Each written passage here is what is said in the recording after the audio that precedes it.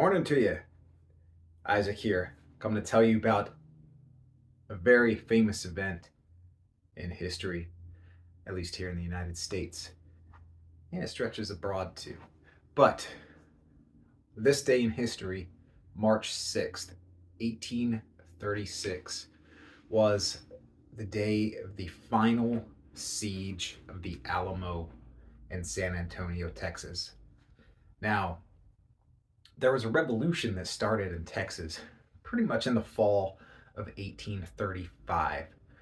There was a lot of American immigration to Texas because there was a lot of land there, kind of up for the taking, up for being claimed, up for starting a new life, perhaps a wealthy life, with the amount of land that was available.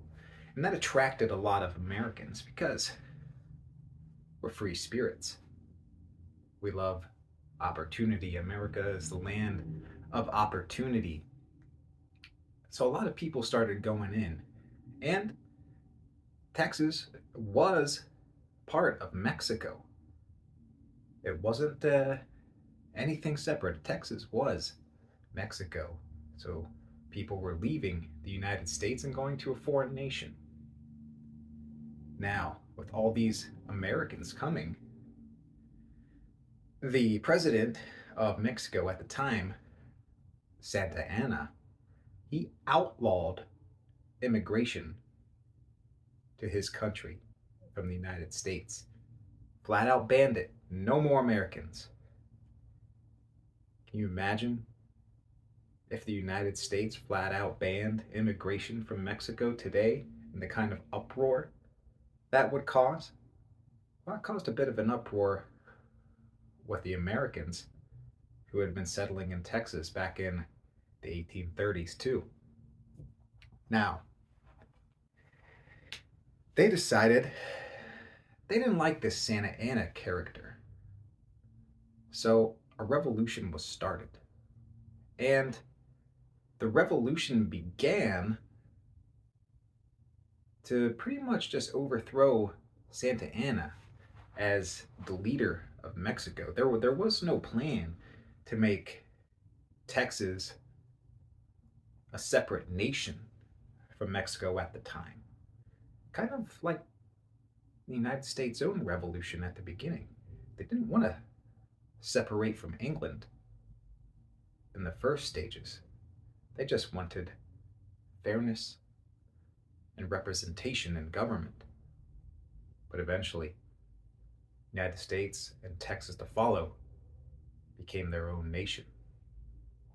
Now, there were some battles and all in the fall of 1835. A guy named Jim Bowie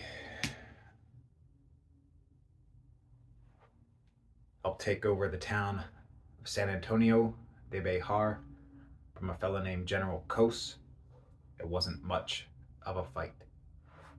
The Texans and the Tejanos, there were non-American immigrants who fought with guys like Jim Bowie. This was a Texas revolution. It wasn't a white people versus Hispanic people revolution. There were plenty of Hispanic folks, plenty of Tejanos, as they called them, on the side of people like Jim Bowie, Sam Houston. Now, San Antonio de Bejar had an old Spanish mission called the Alamo. That was a rundown old church, pretty much.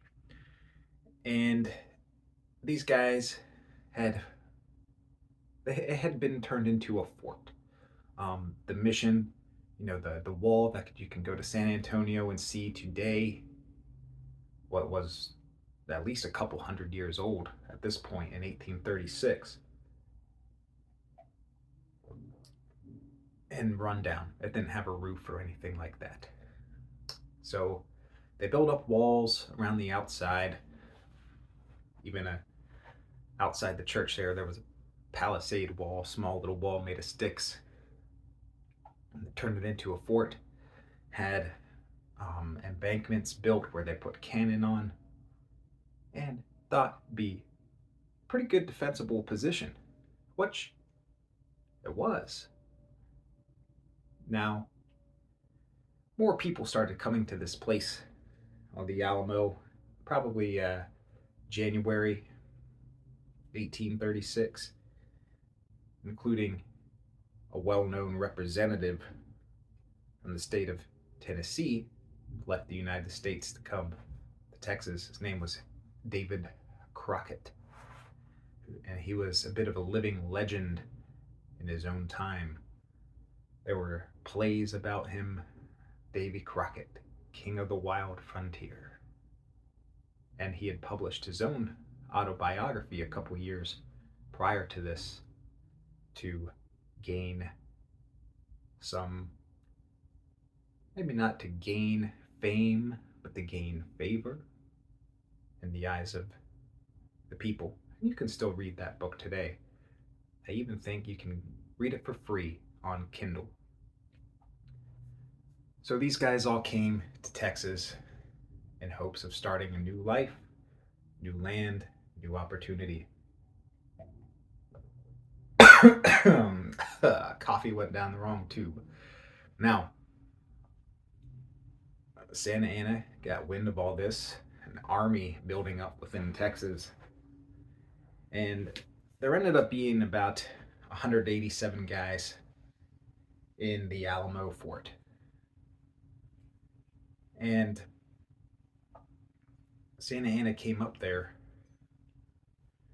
with a couple thousand guys and came to attack the Alamo. A couple thousand guys versus 187 should have been overrun straight away. But they weren't. These 187 men at the Alamo held out for 13 days. 12 of them without a single casualty. Now, you might think they would send for help. They knew this large army was coming, and help was not able to come.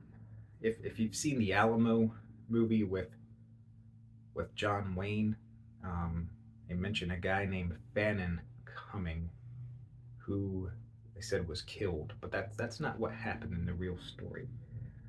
He wasn't killed and slaughtered. He just wasn't able to come, didn't want to come.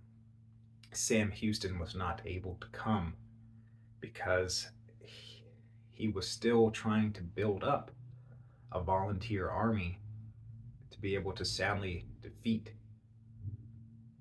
Santa Anna. And he needed time to do that. And the Alamo distracted Santa Anna's army for a couple weeks to enable Sam Houston to do that. Now, the final attack on the Alamo happened just before dawn. So I'm filming this close to 7 a.m. So it was about over by this point. They attacked, stormed the walls, and overran the place. There's three principal characters that everybody should know from the Alamo. That's, of course, Jim Bowie, David Crockett, that we already mentioned, then another guy, Colonel William Travis, who was in command of like the new regular army troops that came to the Alamo. He's very famous for writing a letter saying that the Alamo would hold out to the very last man, and it's a very powerful letter. You can Google it and read it, but and please do. They're great words. Fighting to the death, which he did. Colonel Travis was killed very early on in the battle. So they say he was defending one of the walls and took a bullet right through the forehead. And the Mexican army just kind of eventually stormed in. 187 men can only hold out for so long against an all out assault from a couple thousand guys. They did not have enough men to defend the size of the fort of the Alamo because it wasn't tiny. It was a good sized fort. They needed 5 times the amount of men that they had to adequately hold that position. And Jim Bowie, he was sick in bed at the time of the siege. No one knows for sure what happened there. The best portrayals and stories say that he went out in a blaze of glory on his sick bed. We don't know. We don't know for sure. We don't know for sure what happened to most people because every single one of the defenders was killed.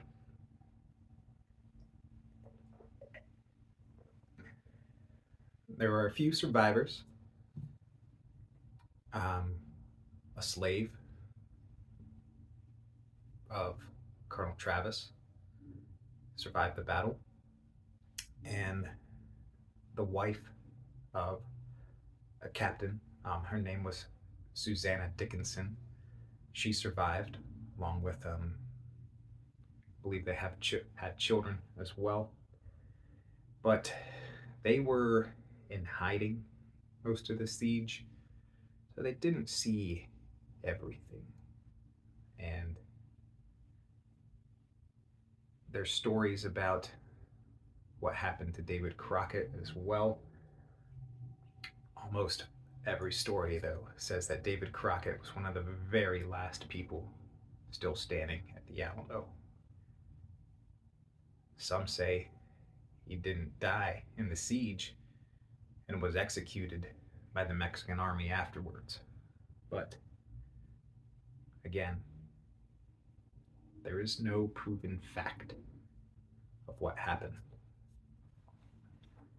So by this time of day, 1836, 187 men gave their lives for the cause of freedom and the fight against tyranny at the Alamo. Remember those men? As Sam Houston did, I think about 6 weeks later. He defeated Santa Anna. Pretty much a surprise attack. Took him in his sleep.